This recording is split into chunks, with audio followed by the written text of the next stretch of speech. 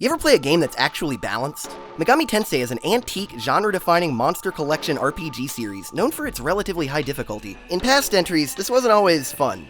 Leaning on high encounter rates, frustrating RNG, or grind necessitating difficulty spikes to increase the game length. Shin Megami Tensei 5, however, manages to avoid any of that, retaining a strong, fair challenge that never feels like it's punishing the player or wasting their time. I think that's really impressive, especially compared to other monster collection RPGs, which have generally gotten progressively easier over the years. Some of them have gotten just brainless. Not that being brainless is inherently a flaw. Zero difficulty is actually a cheap solution to a big problem when developing giant games with endless party customization. How do you find time to balance everything? Atlus seems to have done it the hard way, and it was worth it. This game flows smoothly, naturally leaving you at just about the right level to make each boss fight a good challenge, but never necessitating any grinding or even using any of the abundant gospel items. Combat is puzzles. You'll likely botch a first attempt, but with knowledge of a boss's weaknesses and patterns, it becomes very fun to engineer a strategy out of everything you're constantly collecting. Each new area and level up gives you access to a new handful of demons that you can recruit through dialogue and combat, or by fusing together demons you've already seduced. Fusing tends to be the better choice when possible, letting you pass powerful skills and experience from one demon to another. This is extremely flexible, letting you make some very frightening demons at pretty much any point in the game. Making this even easier is the new essence fusion mechanic. Occasionally a demon may bestow upon you their essence, which can be used to pass skills around to other demons without going through long fusion chains like you'd need to in past games. Having access to so many skills makes their limited slots kind of precious. Thankfully, the consumable items in this game probably got you covered. They can provide elemental coverage and support abilities that are good for pretty much the entire game, freeing up the demon's skill slots for more interesting things. The elemental dampeners in particular are maybe a bit overpowered, essentially disarming most bosses who signal you before using their big attacks. If you're having trouble with a boss, chances are one of these can turn the tide.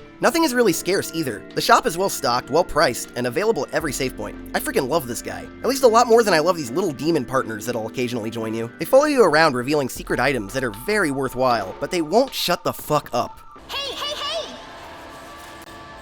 Hey, hey, hey! Uh-huh. Hey, hey, hey! Uh-huh. Hey, uh-huh. Hey, hey, uh-huh. Hey, hey, hey! Uh-huh. Hey, hey, hey! Oh. Hey, hey, uh-huh. You'll spend most of your time in this game Naruto running around post-apocalyptic Tokyo, while these guys spam the same 2 or 3 lines of unfitting combat dialogue at you. The only thing that might be more annoying is this malicious red filter. You gotta look through this thing for what feels like an eternity. It didn't bother me immediately, but a couple hours in, I started getting really bad Virtual Boy eye. I had to take frequent breaks and I almost stopped playing because of it. Some less intrusive issues with navigating are that there's a lot of verticality not represented well on the map, and the few assets are repeated ad nauseum, leading me to hit dead ends or run in circles quite a few times. It's hard to use this dilapidated minivan as a landmark when there's 400 billion of them in Tokyo.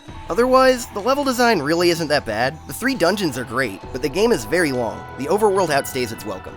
As far as the story goes, God is dead. Thankfully, you're a high school student with a knack for fashion and a blasé attitude. Somehow you've ended up in the Netherworld, where you're saved from certain death by a Terminator-looking dude who fuses with you to become a powerful Nahobino. As a Nahobino, whatever that is, you're obligated to join Bethel, a secret organization that fights against demons unwelcome in the real world. Here you learn the Tokyo you grew up in was a Matrix-like replica created by the Christian God for some reason, and it's starting to fall apart. The Prime Minister needs your help to take the throne of creation for Tokyo, or something like that. I have no idea. It's convoluted as hell.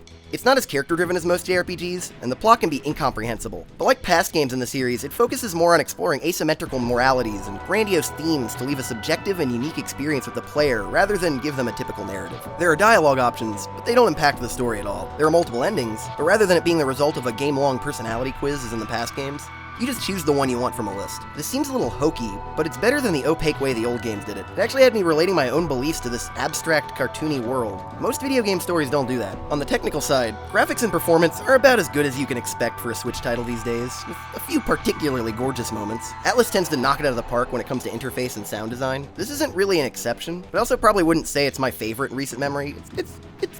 It just gets the job done. By default, you have a pretty narrow field of view and this giant party display on the right side. Along with the mini-map and your character taking up like 40% of the screen on their own, it can make you feel like you have horse blinders on. The music is good, and I really like some of the effects used to voice the wandering demons. But like the helper demons, they get pretty annoying pretty quickly.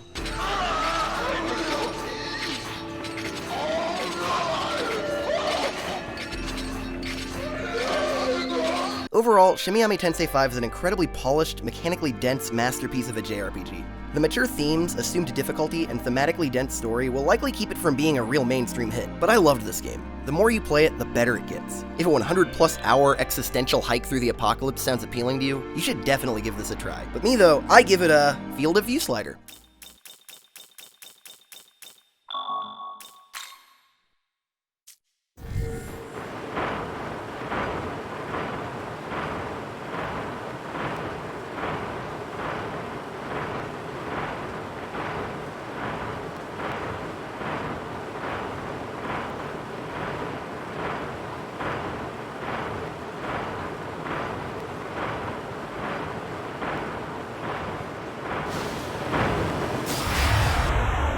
Subscribe for more.